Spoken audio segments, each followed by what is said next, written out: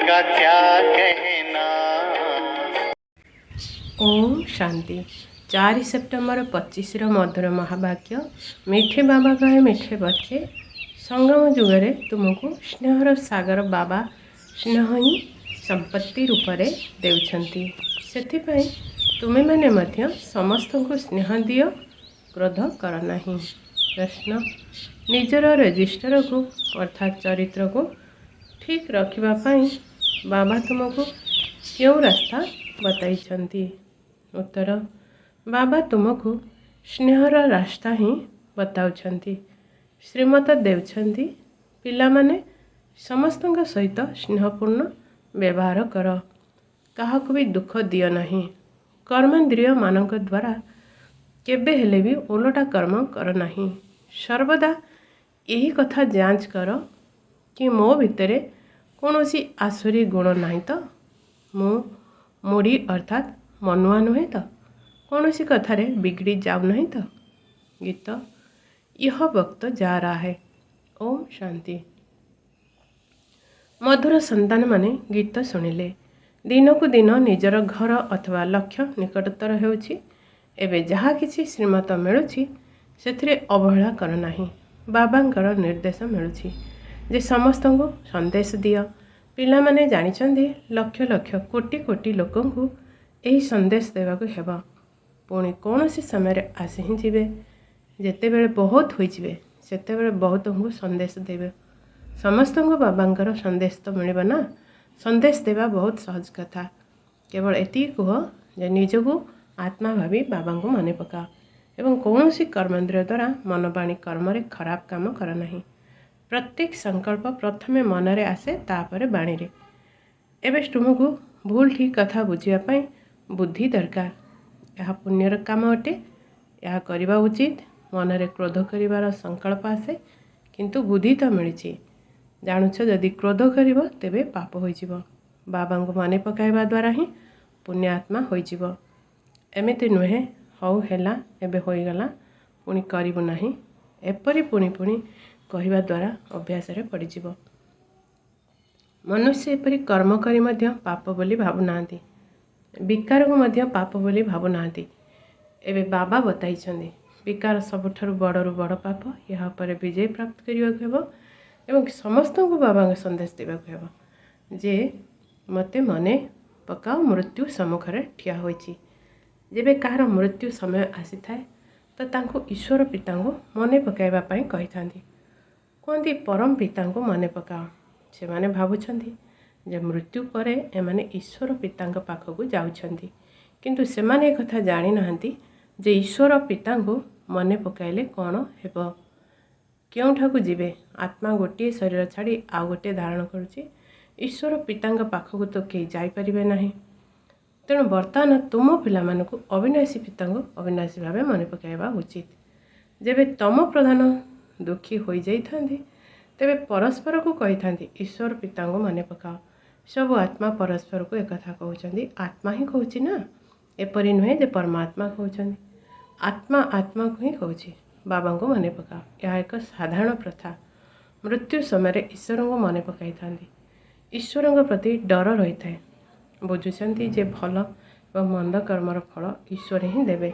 खराब कर्म कले ईश्वर धर्मराज द्वारा बहुत दंड देवे। सेथिपाई डर रोची बराबर कर्मफल तो भोग करने को पड़ो ना। तुम्हें एवं कर्म अकर्म विकर्मर गति को बुझुच जानिछ जे कर्म अकर्म है बाबा स्मृति रे रही कर्म कले भल कर्म करथांती।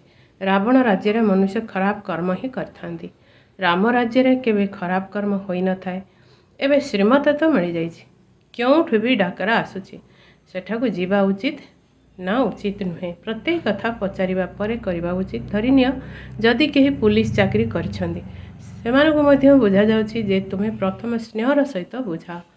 सत्य कथा न कहले परे दंड दियो। स्नेहर सहित बुझाइबा द्वारा मानिजिबे किंतु सेही स्नेह सह यदि जोग बल भरी होई रहिथिबो तेबे सेही स्नेहर शक्ति द्वारा जाहाकु भी बुझाइले से बुझिजिबे।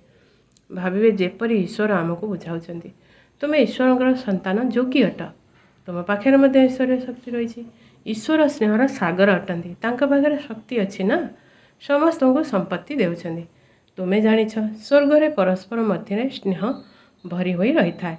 ଏବେ ତୁମ ସ୍ନେହର ସମ୍ପୂର୍ଣ୍ଣ ସମ୍ପତ୍ତି ନେଉଛ।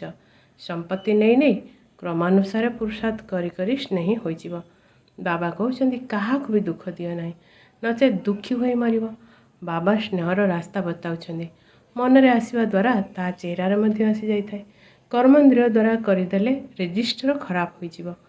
ଦେବତାମାନଙ୍କର ଚାଲିଚଳନ ଗାୟନ କରିଥାନ୍ତି ନା, ସେଥିପାଇଁ ବାବା କହୁଛନ୍ତି ଦେବତାମାନଙ୍କ ପୂଜାରୀମାନଙ୍କୁ ବୁଝାଅ।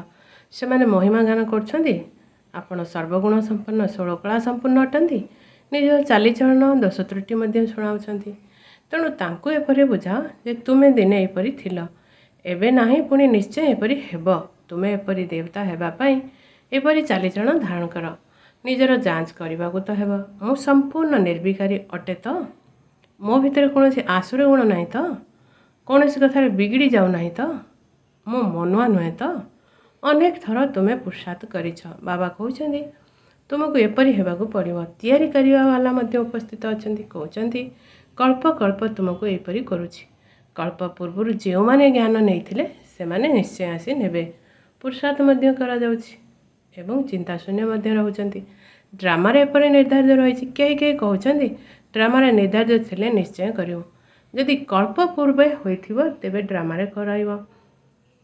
ବୁଝିବାକୁ ହେବ ତାଙ୍କ ଭାଗ୍ୟରେ ନାହିଁ। ଆରମ୍ଭରେ ମଧ୍ୟ ଜଣେ ଏପରି ବିଗିଡ଼ି ଯାଇଥିଲେ। ତାଙ୍କ ଭାଗ୍ୟରେ ନଥିଲା। କହିଥିଲେ ଡ୍ରାମାରେ ଥିଲେ ଡ୍ରାମା ମୋତେ ପୁରୁଷାର୍ଥ କରାଇବ। ବାସ୍ ଛାଡ଼ିଦେଲେ। ଏପରି ତୁମକୁ ମଧ୍ୟ ବହୁତ ଆତ୍ମା ଦେଖିବାକୁ ମିଳୁଛନ୍ତି। ତୁମର ଲକ୍ଷ୍ୟ ଉଦ୍ଦେଶ୍ୟ ତ ସମ୍ମୁଖରେ ରହିଛି ନା। ବ୍ୟାଜ୍ ମଧ୍ୟ ତୁମ ପାଖରେ ଅଛି। ନିଜର ଚାର୍ଟକୁ ଦେଖିବା ପରି ବ୍ୟାଜ୍କୁ ମଧ୍ୟ ଦେଖ। ନିଜର ଚାଲିଚଳନକୁ ମଧ୍ୟ ଦେଖ। କେବେ ହେଲେ ବି କ୍ରିମିନାଲ ଦୃଷ୍ଟି ନ ରହୁ। ମୁଖରୁ କୌଣସି ଖରାପ କଥା ନ ବାହାରୁ। ଖରାପ କଥା କହିବାକୁ କେହି ନଥିଲେ କାନ ଶୁଣିବ କିପରି? ସତ୍ୟ ଯୁଗରେ ସମସ୍ତେ ଦୈବୀ ଗୁଣଧାରୀ ହୋଇଥାନ୍ତି।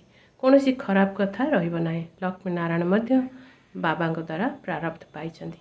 ଏକଥା ତ ସମସ୍ତଙ୍କୁ କୁହ ଯେ ବାବାଙ୍କୁ ୟାଦ କଲେ ବିକର୍ମ ବିନାଶ ହୋଇଯିବ।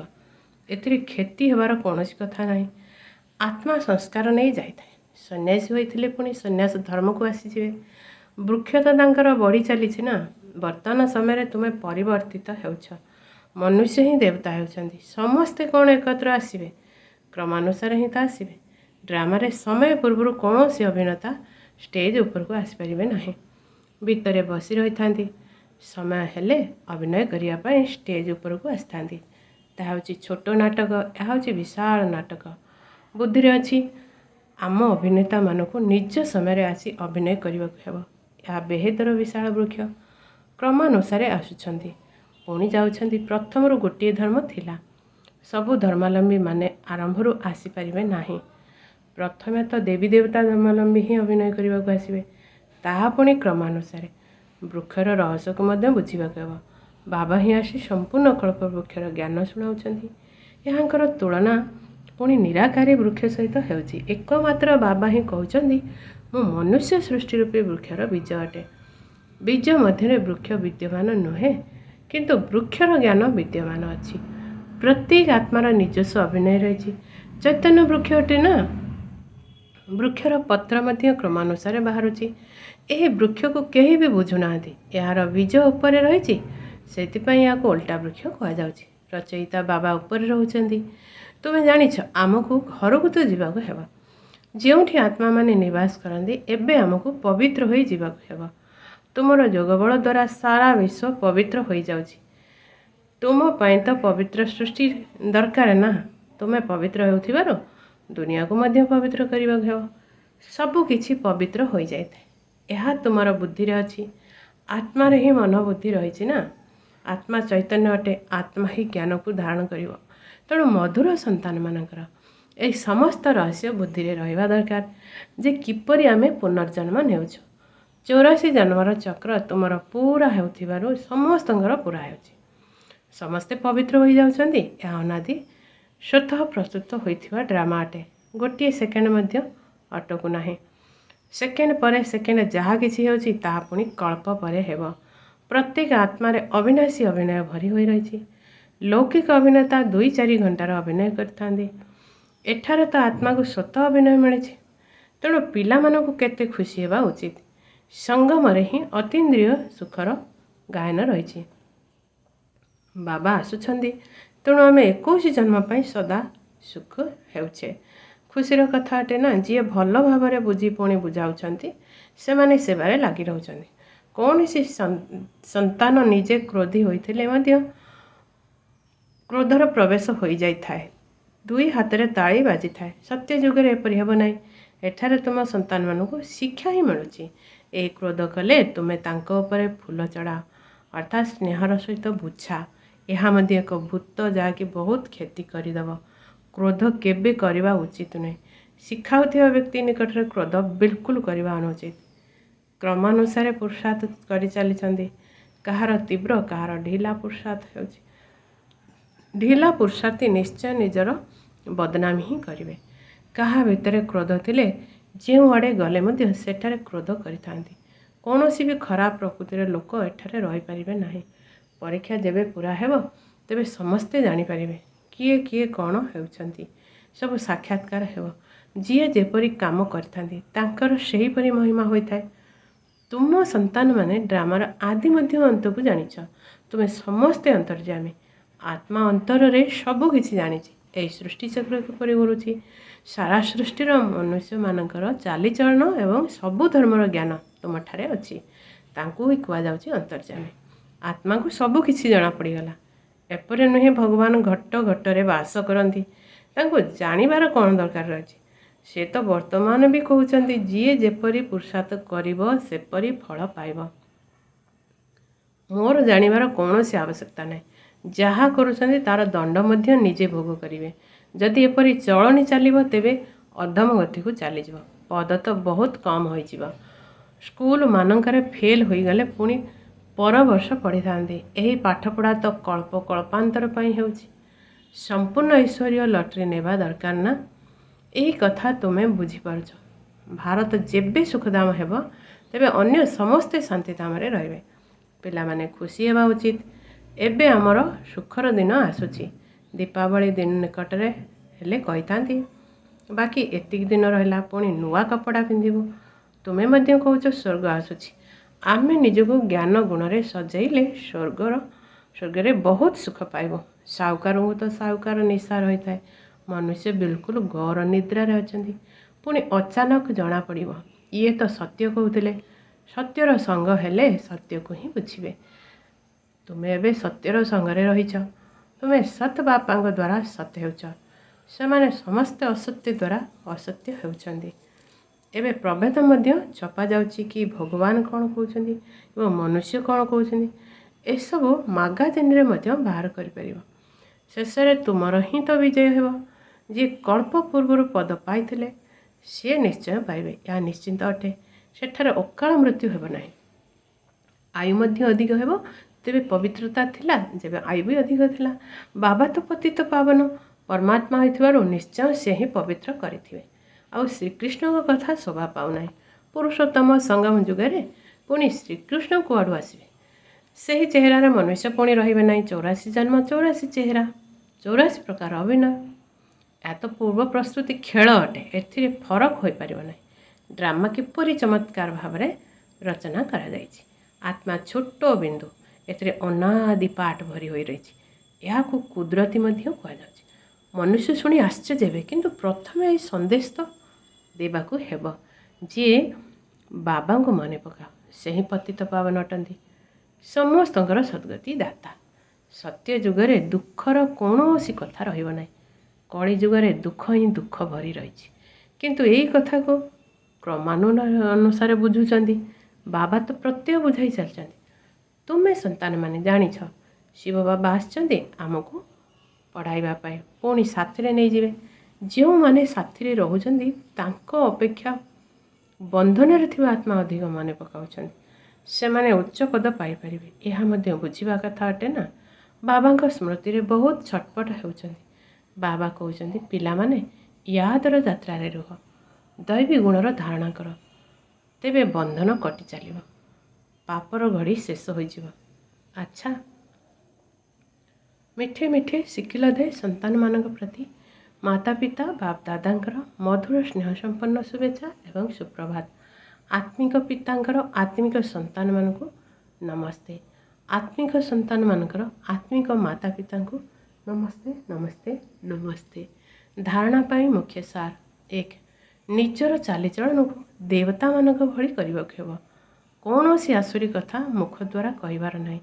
ये आखि केबे भी विकारी न हो। दुई क्रोधर भूत बहुत क्षति करिଥାଏ। ताली दुई हाथ रे बाजी थाए। सेथिपाई केही तो क्रोध करे तेबे ताठारु दूरी रहिबाक हेब। तांको स्नेहर सहित बुझाइबाक हेब। वरदान त्याग तपस्या और सेवा भावर विधि द्वारा सदा सफलता स्वरूप भव। त्याग एवं तपस्या ही सफलतार आधार अटे। त्यागर भावना थिब पिला माने ही सच्चा सेवादारी होई परिबे। त्याग द्वारा ही निजर अन्य मानकर भाग्य निर्माण होइଥାଏ। दृढ़ संकल्प करबा ही तपस्या अटे।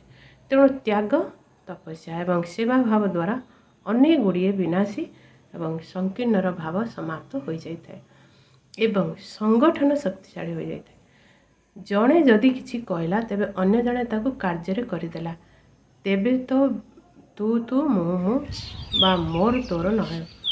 ताहले सफलता स्वरूप हेबा सहित निर्विघ्न मध्य होइजिवो।